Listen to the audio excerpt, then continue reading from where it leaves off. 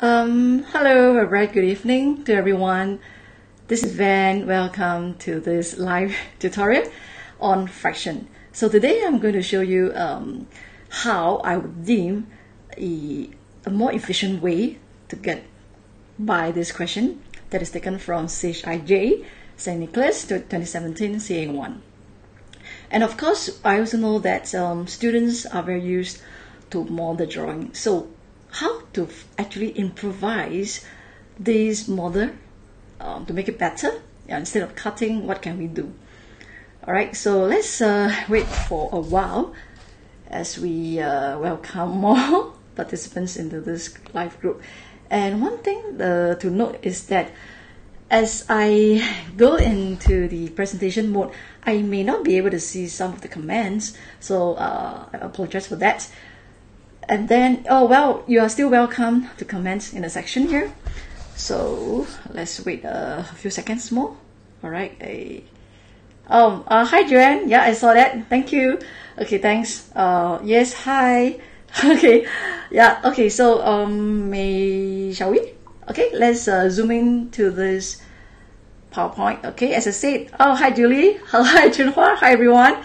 Okay. Coming. All right. Let's see. Oh, I can see the comments now. Okay, so let's go into this PowerPoint mode right now. Okay, as I said, this question was taken from CHIJ, St. Nicholas. So let's take a look at this question. A chef had some potatoes. He used 2 out of 7 of them on Wednesday and 1 out of 9 of the rest on Thursday. He then bought another 161 potatoes. In the end, he had as many potatoes as he had at first. So how many potatoes did he have at first? Alright, so I think this is 4 marks or 5 mark questions. I can't really remember that, but it's somewhere along that line. So, of course, a lot of methods you can go about. You can do model, you can draw a table. You can also use just number sentence to work out this solution. For me, the first presentation, I'm going to show you that how I would do it. Okay, so I'll do it in this way is, first of all, before we even proceed to this question, you must tell your child that these two fractions are referring to 2 different bases. And for that, big no, you're not supposed to add them or subtract them, full stop. Okay, then the next is, what's next? Since I cannot add or subtract. Okay, so this is the fundamental concept that students must know. I'm saying it's a must. There is no option. All right, so get it sorted out. You or your child must know that. Okay, so now this is a story that we know that he used some on Wednesday and some on Thursday. So after these 2 days, what was left? Okay, so looking at the question here, we know that he used 2 out of 7 of them on Wednesday and 1 out of 9 of the rest on Thursday. So, what does it mean? We need to say that it's 8 out of 9 of the rest that were left. Right? And then, just now we already say that, hey, these 2 fractions, 8 out of 9 of the rest, is not the same base as the 2 out of 7 of them. Because of them refers to the total number of potatoes. So what must you do? Okay, if you know that this is what we call the method 2. Alright, this is method 2. I don't know if you can see that. So in the textbook, they actually have this. Alright, P5 textbooks, method 1, method 2. And this is what can get you the shortcut, that is method 2. So we know that the rest is actually 5 out of 7 of the total. Right, so in that, I can just use a number sentence to find out the fraction of the potatoes that were left. Clear? In one step, actually, if I stop the questions at the first 2 sentences, right, I can still make it a paper 1 question. Or teachers, or commonly, this can be tested as a paper 1 2 marks question. Okay, they will ask, okay, what fraction of the potatoes were left? 2 marks. Sometimes role model may not be too efficient. So you could just take 8 out of 9 times 5 out of 7. And that would give you the fraction of the potatoes that were left.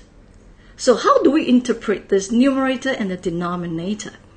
As I said, right now, I have converted this particular fraction back to based on the total. And the total, in this case, looking at the denominator, is 63 units. And what was left in terms of units is 14 units. Alright, so it's that simple. And you know that what is left was 40, and at first I have 63. So what is the difference? The difference must be 63 minus 40, and that 23 units, and that was what he bought, the additional 61, so that in the end he had as many potatoes as he had at first. See, so when you are able to take this shortcut, there is again, let's show it. I can't see if you can see this. Applying method 2. This is the method to get you the shortcut. Okay, so well, some may say that, oh, what happens if my kid is still very or favor the model? Okay, there is a way, of course. Let's see how we're going to use that as a model. So, of course, in model drawing, you must make sure that your model is drawn quite decent size so that you can label everything. Okay, let's highlight these two fractions. Okay, so again, I will draw that in terms of the total, looking at the fraction, 2 out of 7. So 7 units would represent the total number of potatoes he had at first. And he used up 2 parts of it. And these 5 parts must represent the rest, or the remainder. Okay, and then we were told that 1 out of 9 of the rest. So I need to split this remainder into 9 parts, as according to the question. And he used up 1 part on Thursday, and the remaining must be what was left. Clear about this stage? So, of course, you must understand that now a student must know the blue, 1 part of the blue does not equal to 1 part of the red. So that is what we call the fundamental. And we know that, you know that this blue and a red cannot be added or subtracted. So what do we do? And since we're talking about the same number of potatoes, they must be make the same number of units. Isn't it so? So let's think about it. Of course, students will know, I need to cut, I need to split. But let's take a look. Wow, this number seems huge. What is the lowest common multiple of 5? Because I have 5 parts here for the blue. 1, 2, 3, 4, 5. I have 9 for the red. What should I do? Okay, I don't think anybody will answer me. Okay, so let me explain it. Next time I try to make it more interactive, whereby you can actually voice out your comments. Okay, and then I can see it concurrently. So here it means that the lowest common multiple of 5 and 9 is 45. Instead of cutting, what your child can do is just label it on the block itself, on the blue and the red block itself. So 1 blue must be further cut into 9. And then the same for the red. 1 red must be further cut into 5.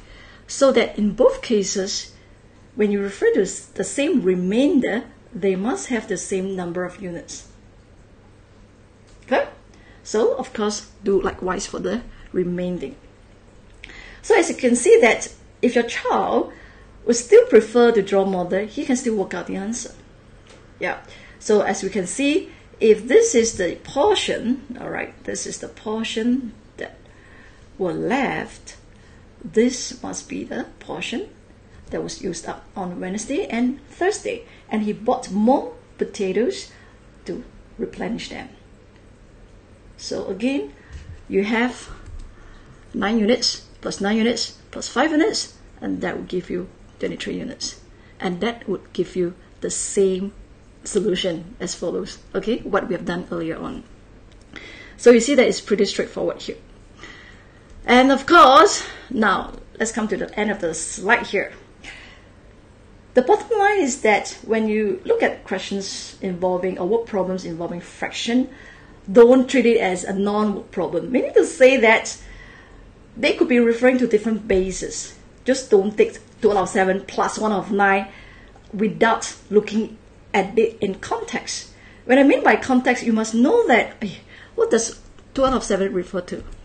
It refers to the total number of potatoes, and 1 out of 9 refer to the remainder.